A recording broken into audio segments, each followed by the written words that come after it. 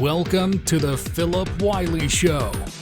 Take a look behind the curtain of professional hacking and hear compelling discussions with guests from diverse backgrounds who share a common curiosity and passion for challenges and their job. And now, here's your host, offensive security professional, educator, mentor, and author, Phillip Wylie. Hello, and welcome to another episode of the Phillip Wylie Show. So I'm excited to have Jessica Barker joining today. We're just coming off summer camp where I got to meet her at FC for the very first time.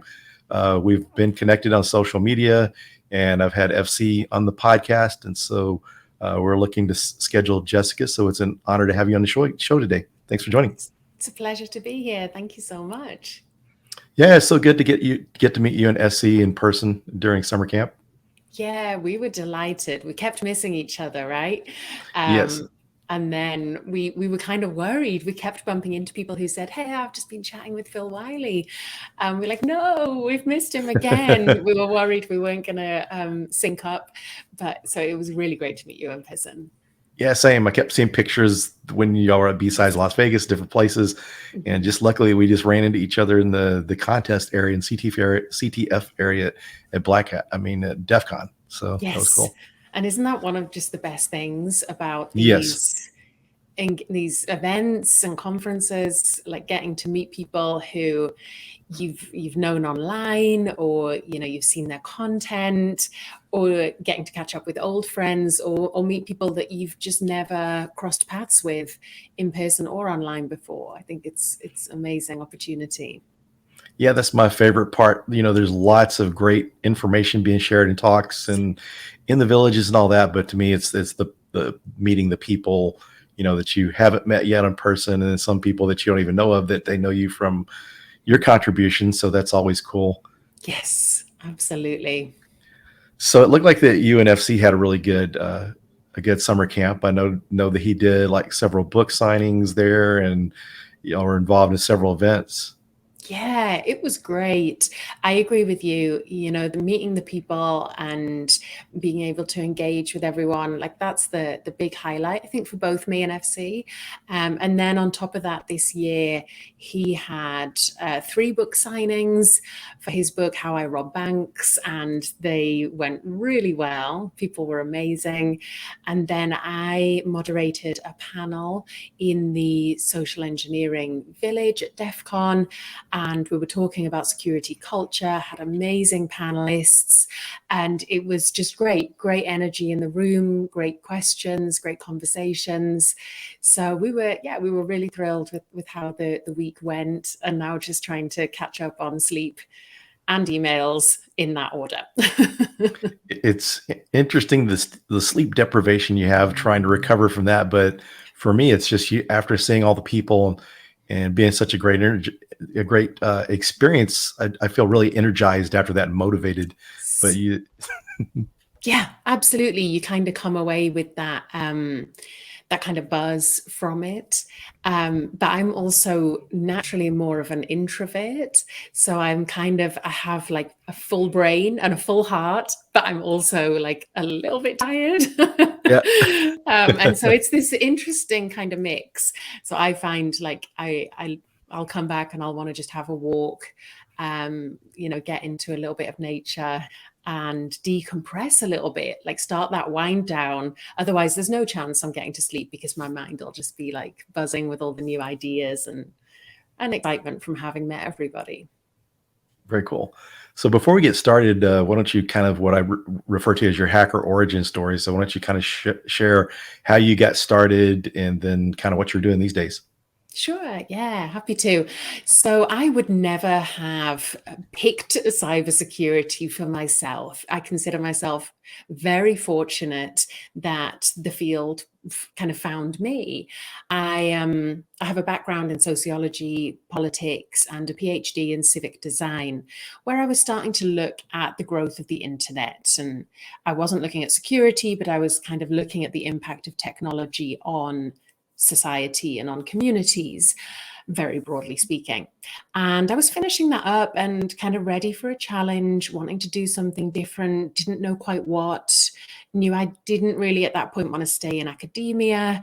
And by pure luck and good fortune, I was contacted by a cybersecurity firm, small company, who had all the technical expertise that they needed, and they were looking for someone who could bring a fresh perspective and bring in expertise from more human-based disciplines.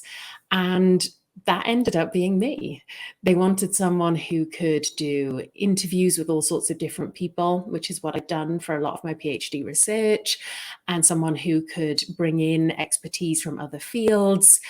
And so I was very lucky that they contacted me, and it worked out. The first thing I did when they got in touch, of course, was Google, what is cybersecurity? Like, that's where I was coming from. And this is about 13 years ago.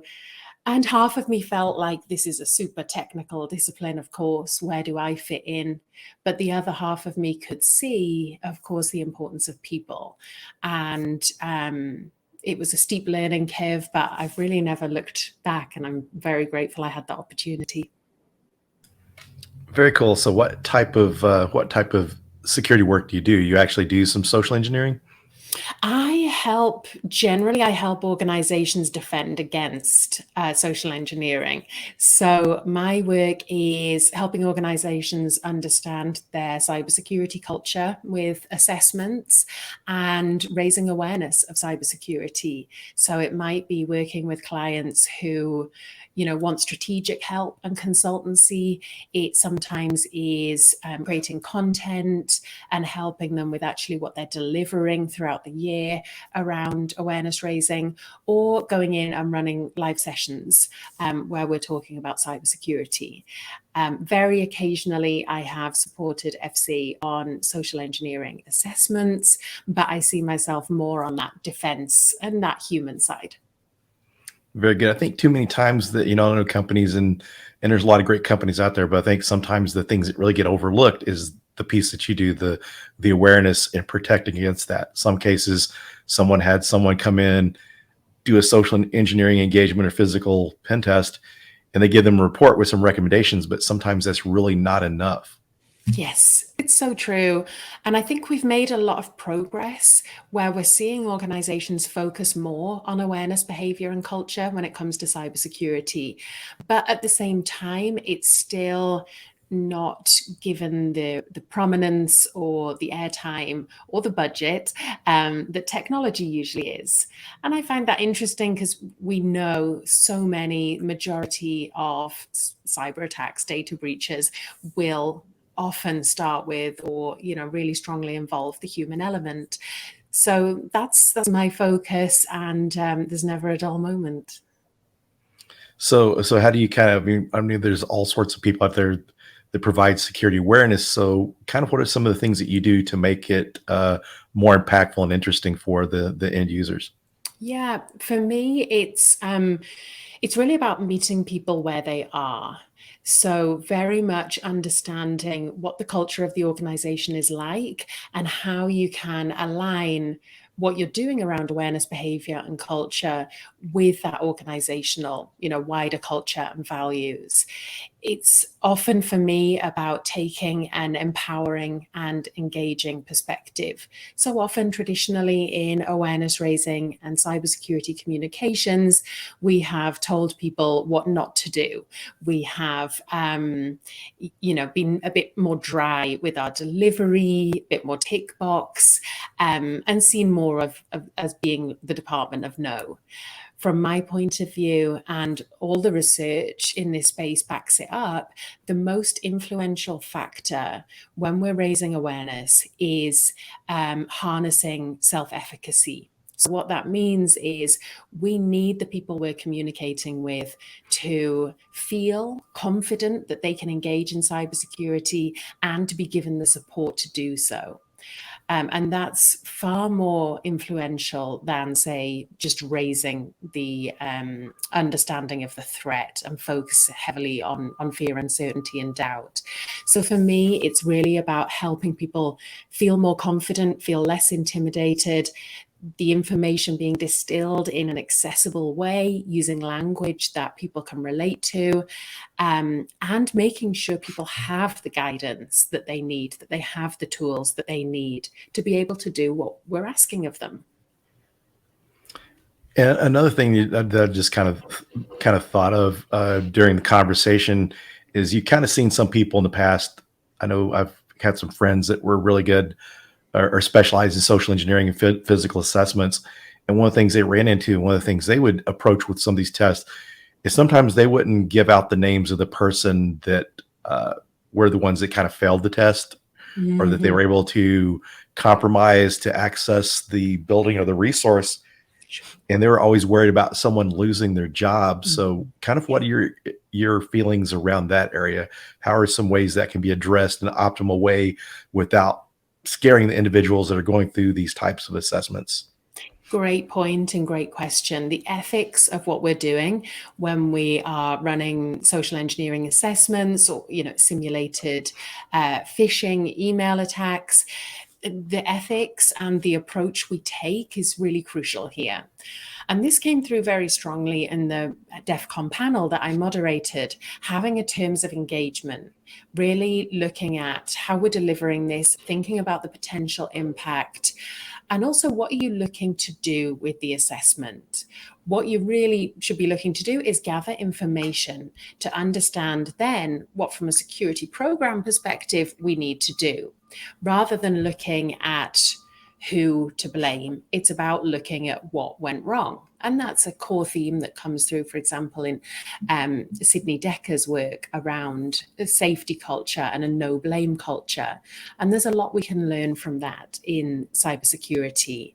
It's not about scapegoating people. It's not even, I would say, about thinking of a failure. I often hear people coming to me and saying, we've been running phishing simulations and our failure rate is really high. And what I usually translate that into is, you mean your click rate is high? And the answer is yes, like that's what's seen as a failure. For me, people are always going to click. Yes, we want to drive that down. Yes, we want to raise awareness and have it so that people can spot phishers or phishing calls or, social engineering in person or over social media. But what we really want to do is drive report rate. If we can encourage people to report suspected incidents or phishers, and to do that in a timely manner and in the right way, that's far more valuable to look at when it comes to something like simulated phishing. And the best way to get people to report is to create the kind of culture where people don't feel blamed if they do report something or if they are involved in an incident. And something else to think about that too. It's not always, just the office administrator or help desk people that may click on these things. Sometimes it's the C-level executives that they're doing it. So it's not anyone is out of the opportunity to be someone to be a victim of this. Absolutely. I always say the right fish at the wrong time can catch anyone. And I include myself in that, because we are all, no matter how much cybersecurity knowledge we may have, no matter how much we might be interacting with this on a day-to-day basis, we're all human. We're all susceptible to the bait that is used in social engineering. We can all be distracted, tired. We can all get flattered or panicked or worried. And that includes those of us in the cybersecurity community and absolutely executives. And one question I will have for organizations, if they're running simulated phishing, for example, and they have a kind of 3-strike policy, which I do still sometimes see, if you click on the link in simulated phishing 3 times, then you're disciplined, or your internet access is removed, or you're fired. I've known all of the above. Then I will always ask, well, does that apply to the C-suite as well? Because having one set of rules for the rest of the organization and not applying that to those in leadership positions, again, that's a very unhealthy culture that will, not encourage engagement with the right and the positive cybersecurity behaviors at all levels. It's interesting you mentioned that, and I think anyone that's listening that is going to employ social engineering or phishing, that they need to really think about the removing people from scope, because I did one time for this company and they routinely had phishing and social engineering engagements performed annually.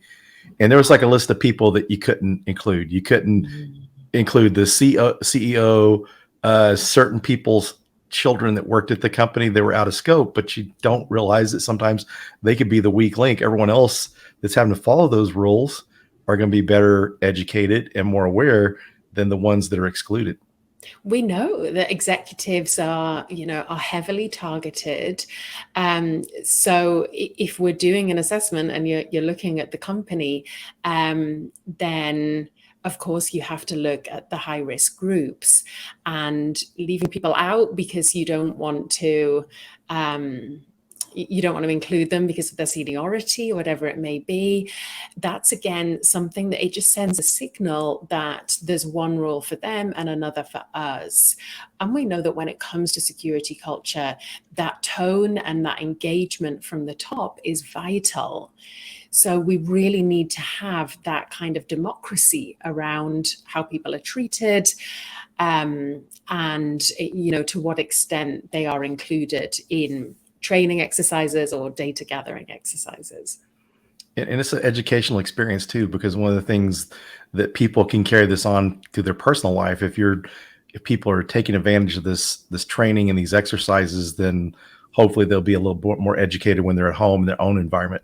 Yeah, I know a lot of people that really dislike simulated phishing and think that it doesn't have its place. For me, it's a tool, and it all depends on how it's carried out. And I see a positive impact from simulated phishing as well as a negative impact. In a recent culture assessment that we ran for a financial services organization, what I'm doing is running focus groups, and we are talking to people throughout the business about how they feel about cybersecurity. And one message that came through loud and clear in this culture assessment was the amount of people who had received phishing simulations and been able then to spot real phishers in the wild in their personal life. Many people said in different focus groups that they don't believe they would have spotted those phishers if it hadn't been for the training exercises in the company. So it absolutely can help people. I think it's all about how the assessments are done and the culture of the organization in general. And one of the things I really think too that I've thought about for several years, instead of the punishment, I think, in my opinion, I'd like to hear what you think, is instead of a punishment type of culture, how about a reward system? So the more fishes that you report, whether it's simulated or whatever, that, some companies have these health programs. If you're exercising, if you're dieting right, if you're weighing in, doing all these things, they will give you these extra dollars to use each year for benefits or give you some type of reward. But why can't we do that with like phishing campaigns and different security awareness? You do your security awareness on time, you're taking care of all these things that somehow they're rewarded. Yeah, and I do see that working nicely in a lot of organizations, where I see, people being rewarded for reporting, or, a light being shone on the positive behaviors.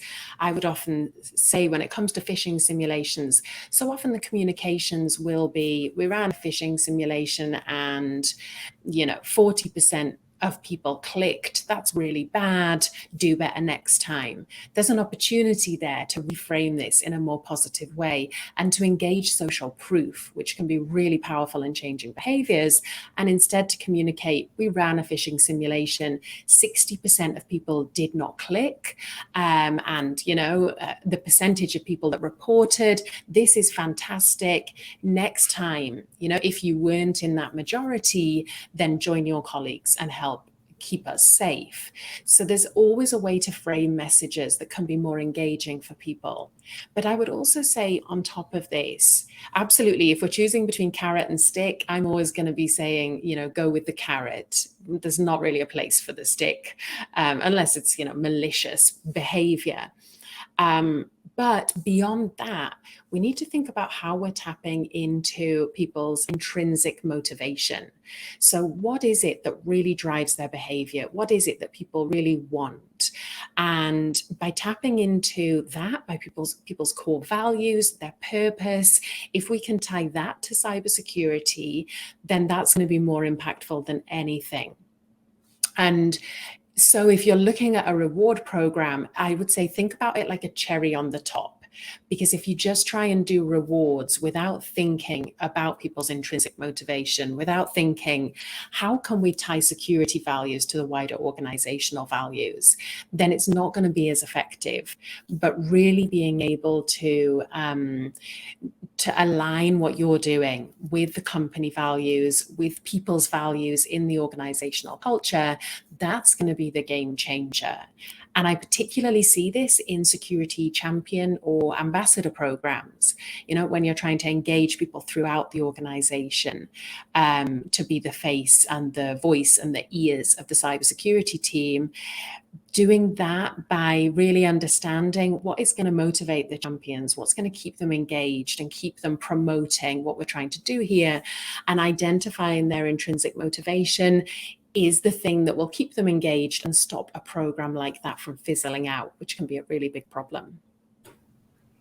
So one thing that I was kind of curious to get your point of view on, because I know a lot of companies have these packages that they buy to do their own simulated phishing internally. So what do you think about the value? Because I'm sure that your organization, Cygenta, is doing this differently. So what are kind of the comparisons, and what are some of the benefits of the simulated phishing that you would do compared to these packages that do that? So we actually don't sell simulated phishing tools or anything like that. We work with lots of organizations that use them, some who will build them in-house, others who will use third-party technology. And like I say, for me, it comes down to how it's implemented and whether it is the right time to be doing that in the culture that you've got. So for me, I'm looking at, are the foundations in place? Do people understand phishing? Do they know how to report? Is there a report to phish mechanism? Has the importance of reporting been communicated? I never want to see a tool put in place without the right context and without the right environment for people to be able to use it in a way that is, helpful and constructive. So that's what I'm really looking at when I'm working with clients. Often we will be working with clients who are, using third parties, running phishing simulations. And for many, it can be very successful. For others, they might find, they're just not getting the engagement. They're not able to shift the numbers, whether that's, click rate or report rate or whatever it may be. And so then I'll be talking to them about, what is the support behind this? Where is the awareness raising? Because too often, and something that comes through in our culture assessments, when I ask people about cybersecurity awareness raising, culture programs, often the response will be, that's phishing, right? We're talking about phishing, and absolutely phishing, we need to tackle it. But of course, there's many other issues that we need to be looking at. And we can't just run phishing simulations and think, okay, we've ticked that box, that's security awareness done. So yeah, I hear you mention these culture assessments. Could you kind of describe what a culture assessment is? Sure. So this is really understanding the cybersecurity culture in an organization. And so this is not just about awareness or behavior. It's also looking at perceptions. So what are people's perceptions of themselves? Going back to that self-efficacy point that I was talking about, do people feel that they understand cybersecurity, that they're capable of engaging in it?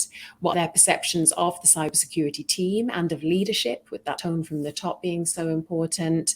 And then also values. Do people have cybersecurity values that are aligned with what the security team want?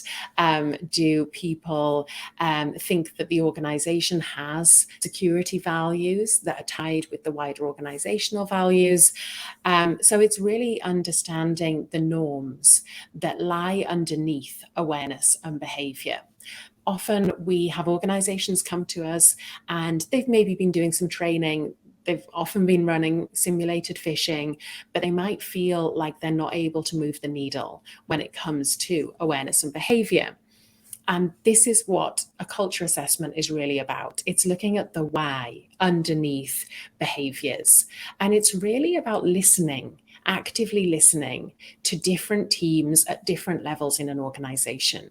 So we take a slice through the organization, we hold focus groups, we create a safe space where people can talk to us and tell us what's going well, what's going badly, where there's challenges, where they're practicing workarounds, and most importantly, why.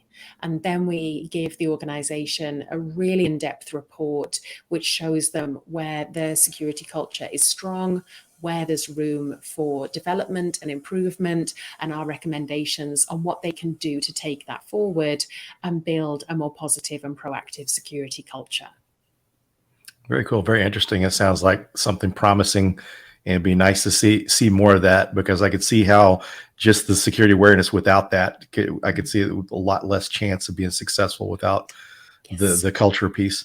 Yeah, and that's what we're finding. A lot of organizations are realizing, they've maybe been working hard, spending money for the last few years on awareness and just not feeling like they're really cracking the problem. I love it when we're running culture assessments, because we get to hear so much from different people in different roles and departments of their perspective on cybersecurity. And the most common thing that we hear at the end of one of our focus groups is that felt like therapy. And so whether it is people coming from HR or devs, people coming from finance, the C-suite, people have frustrations around cybersecurity. People have concerns and worries. Breaches are in the news every day. People know that this impacts their personal life as well as their professional life. And most people come to work wanting to do a good job or an okay job, and certainly not wanting to be involved in an incident. So people often have a lot of things that they want to express and understand better about cybersecurity. And so a culture assessment and awareness raising, when it is built on an understanding of your values and your perceptions, that can be a real game changer that actually people have a large appetite for. Very cool. And it seems like maybe you take some of the less technical folks, is probably something that resonates more with them, an easier way for them to understand cybersecurity. Yes, absolutely. And creating that safe space is really vital. So we make sure that people understand when they're in a focus group, this is an environment, as much as we can create it in that time, of psychological safety. We do not name names of who has said what. We make it so that it is fully anonymous and kind of give people that opportunity to express where there's challenges and also what they don't understand. Cybersecurity can be a really intimidating topic for non-technical or non-security folk. And actually the research shows that even just hearing the term cyber and cybersecurity can make people feel tense and feel scared.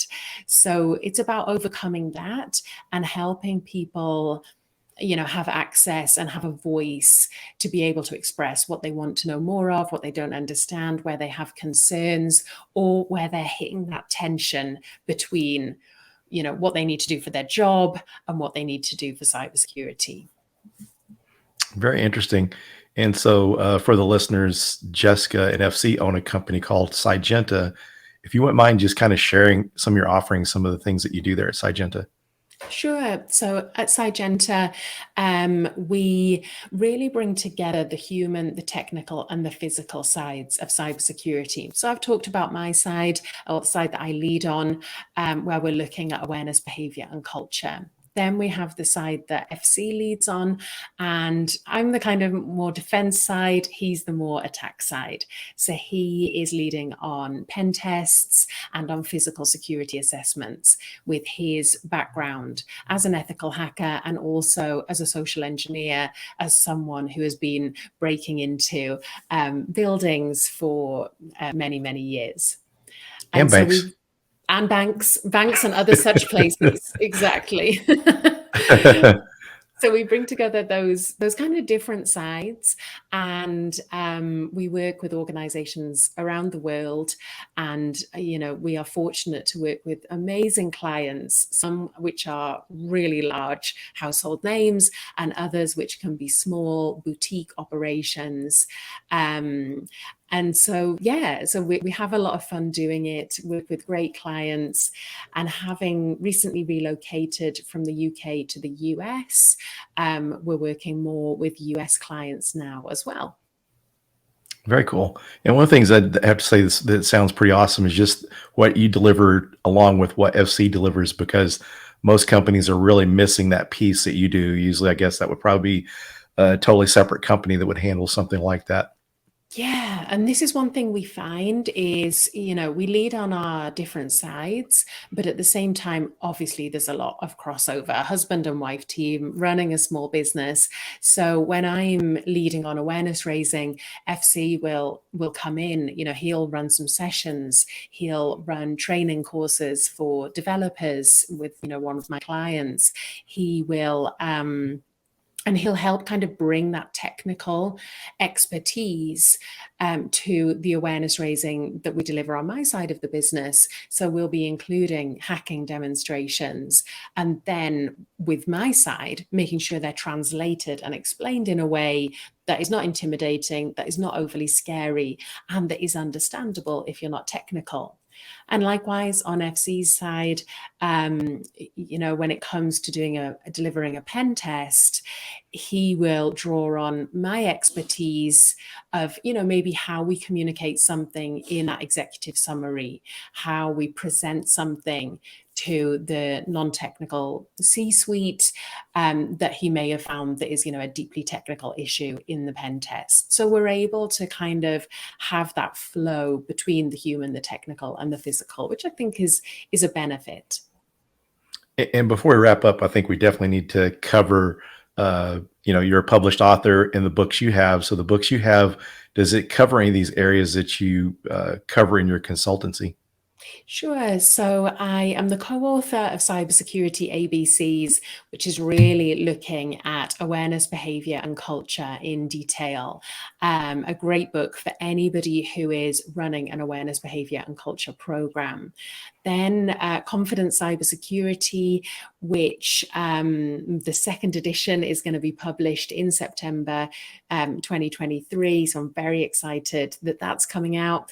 And that is an overview of cybersecurity. And one thing people say they appreciate about this book is that I really do focus on the human side. Of course, I talk about the technical side, I talk about the physical side, I talk about geopolitics and some of the different areas of cybersecurity. But people say they really appreciate the angle that I bring as a kind of introductory piece for that overview on the human side and social engineering.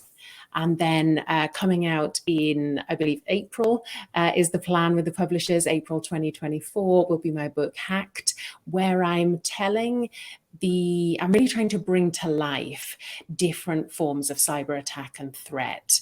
So this is about, again, communicating for people who maybe aren't as technical behind the scenes of an attack. What does it actually mean when you hear about ransomware or phishing or romance fraud? How does that play out? And I'm fortunate enough to be doing lots of interviews with a whole host of experts and people who've been on the front lines of some of these incidents.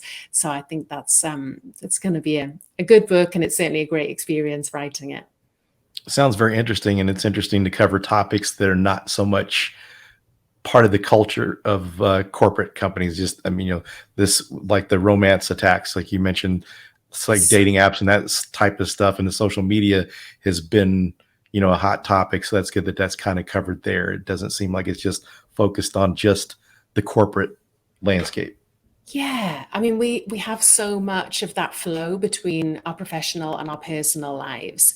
And with cybersecurity, I think we have a great opportunity when we're communicating, when we're raising awareness, not just to talk about why it's important to the company, why it's important in people's day jobs, but also to empower people to understand cybersecurity and protect themselves and their families more at home.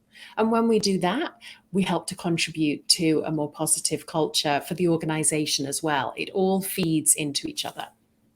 And from a corporate standpoint now, with all the remote work, it's more important than ever. Absolutely, Phil. Couldn't agree more.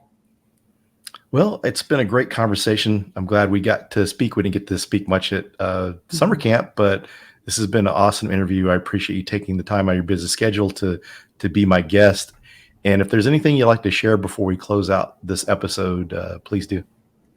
So I would kind of echo what I said earlier around, the right fish at the wrong time can catch anyone. Bringing in empathy to cybersecurity awareness, behavior, and culture, I think is one of the most important and underrated things we can do. And if people want to learn more about that, keep in touch, then find me on Twitter, or whatever we're calling it this week, at Dr. Jessica Barker. You can find me on LinkedIn as well, and check out cygenta.co.uk for lots of learning materials and more information on us. And for the listeners, we'll have all this in the show notes, so it'll be easy for you to locate. So thanks again. Thank you. Thank you so much for taking the time to chat with me. I've really enjoyed it. Yeah, same here. This has been a lot of fun. Thanks, everyone, and we'll see you on the next episode. Thank you for listening to the Phillip Wylie Show. Make sure you subscribe so you don't miss any future episodes. In the meantime, to learn more about Phillip, go to thehackermaker.com and connect with him on LinkedIn and Twitter at Phillip Wylie. Until next time.